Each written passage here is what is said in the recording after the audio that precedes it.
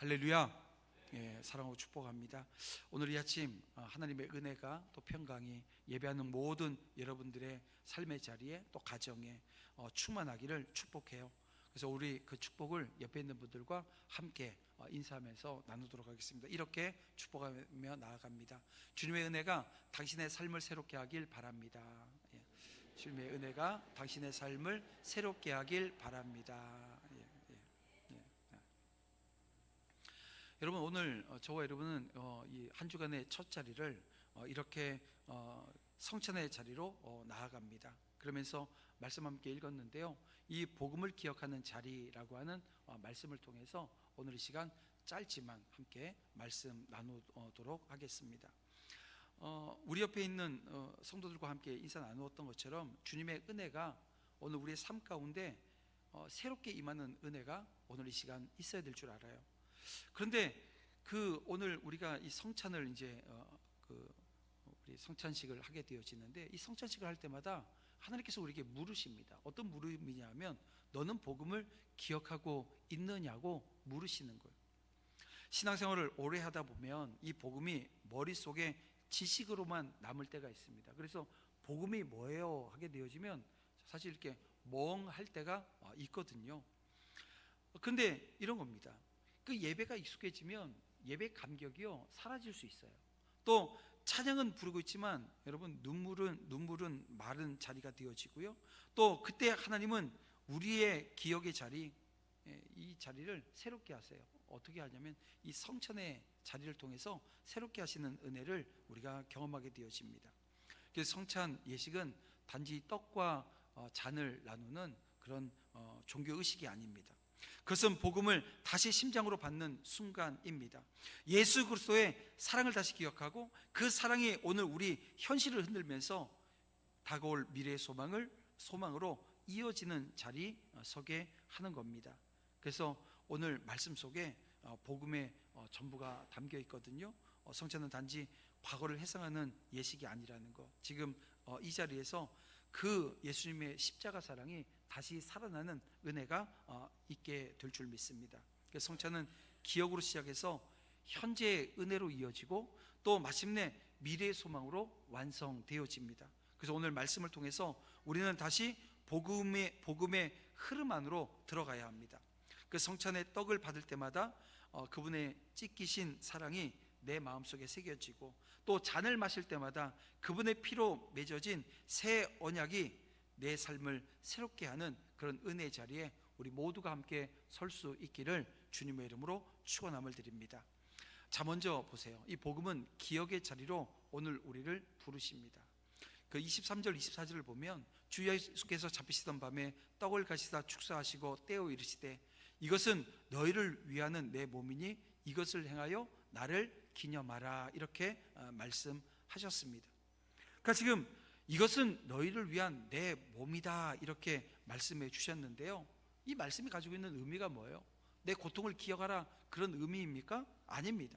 예수님은 우리에게 이렇게 말씀하시는 거예요. 너희를 향한 나의 사랑을 기억하라고 말씀하시는 겁니다. 여러분, 이 성찬은 죄책감에 눌리는 자리가 아닙니다. 그 예수님의 사랑을 새롭게 기억하는 자리거든요. 그래서 하나님은 우리를 얼마나 사랑하시는지 이 성찬 예식을 통해서 다시 한번 깨닫게 되어지기를 주님의 이름으로 축원함을 드립니다. 그래서 성경을 보면 언제나 기억을 통해서 하나님의 약속이 새로워졌습니다. 여러분, 노아 때 홍수 이후에 보세요. 하나님은 무지개를 보여주세요. 그러면서 내가 언약을 기억하리라, 이런 말씀을 주시거든요.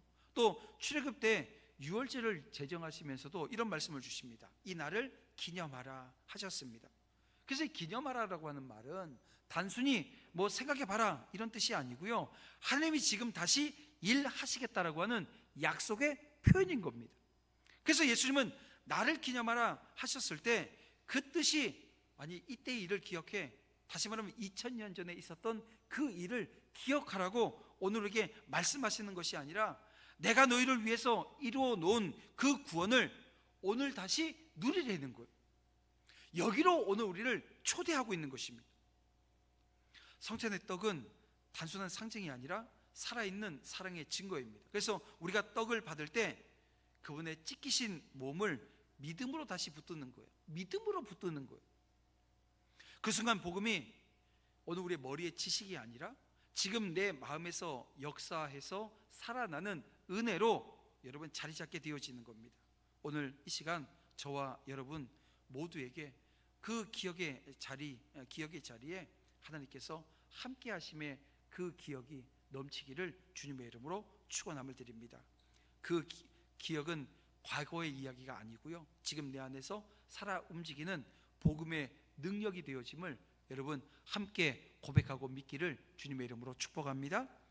그러면 이 복음은 현재 자리에서 새 은혜를 흘려 보냅니다.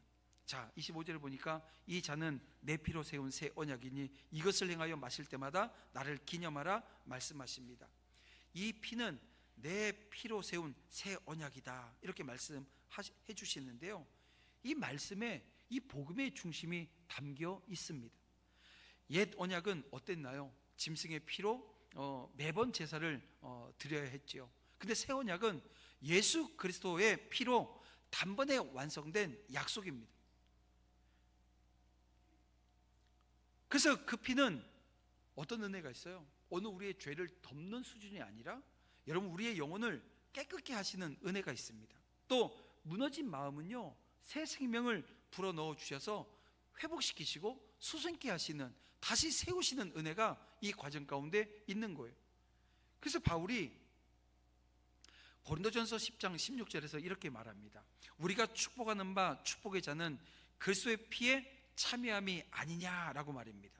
여러분 이것은 이 성찬이 단순한 상징이 아니라는 거예요. 그리스도의 생명에 참여하는 신비의 그 은혜의 자리임을 지금 우리에게 말씀해 주고 있는 거죠.